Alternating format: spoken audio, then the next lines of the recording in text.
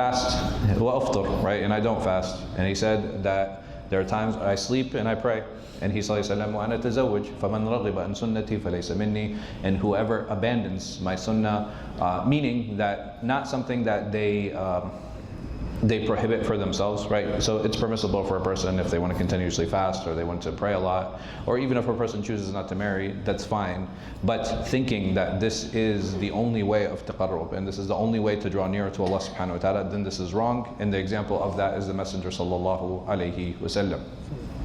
So if an individual does have an issue or they feel like, man, I'm so frustrated, and this happens, right? And I think many of us probably experience that, especially when our younger years, like, starting about 15, 16 years old, when we start having those sexual frustrations, and those sexual frustrations tend to peak, and they only get stronger through our high school and our college years.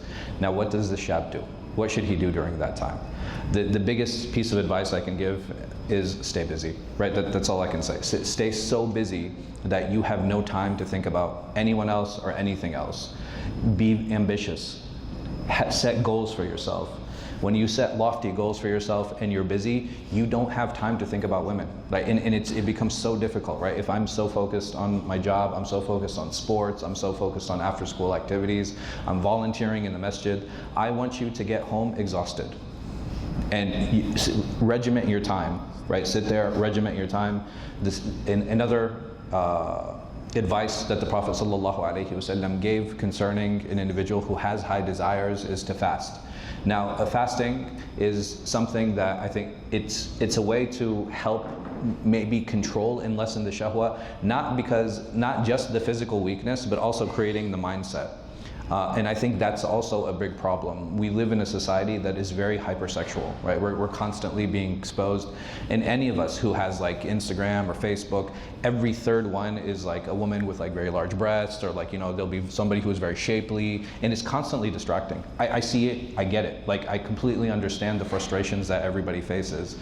If that is a distraction for you, you need to get off social media. Like, I'm sorry, there is no other solution. Oh, how else do I keep in touch with my family? That is only an excuse to allow you to fall yourself into more fitna. It is.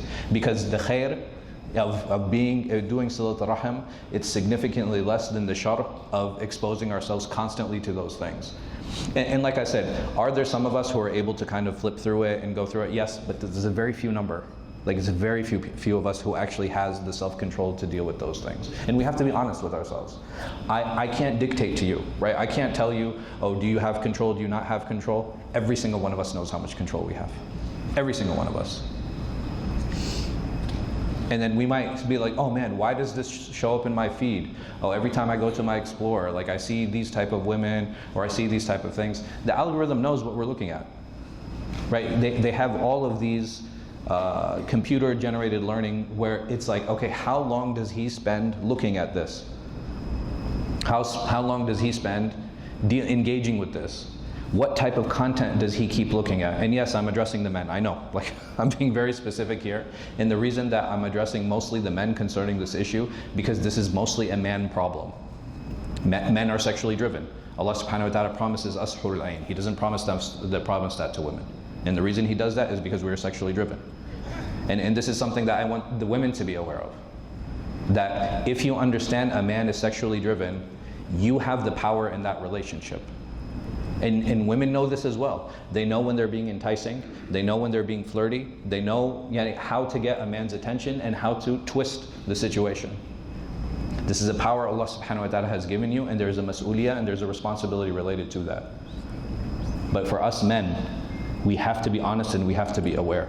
If these things are distracting me, if these things are taking away, and someone might be like, oh, okay, you know what, khalas, I'm gonna get off that, I'm gonna get off WhatsApp. Okay, how many inappropriate conversations do we have on WhatsApp?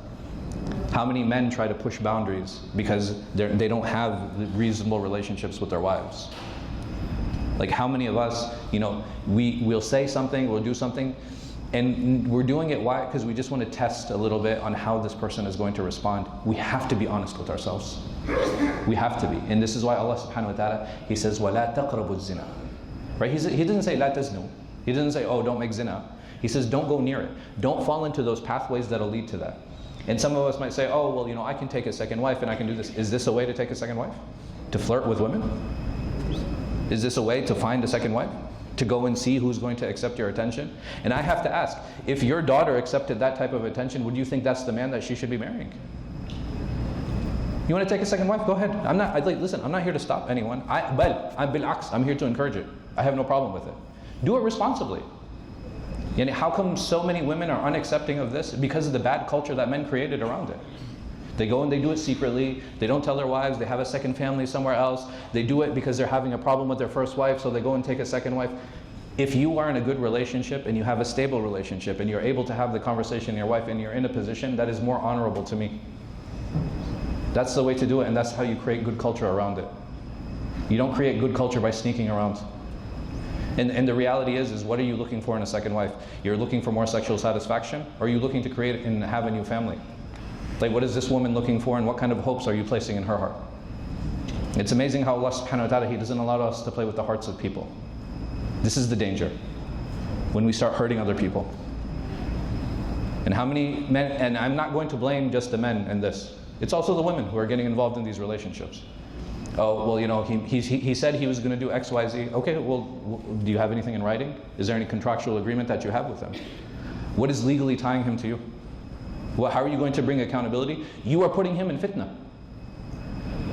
It's like me saying, oh man, you know what, I have $100, let me put it in the middle of the sidewalk here to keep it safe. Silly. You're allowing and you're enabling bad behavior. This is something I want to continue on. I don't want to take from the khutbah time. Wallahu a'lam wa sallallahu alaihi wa sallam.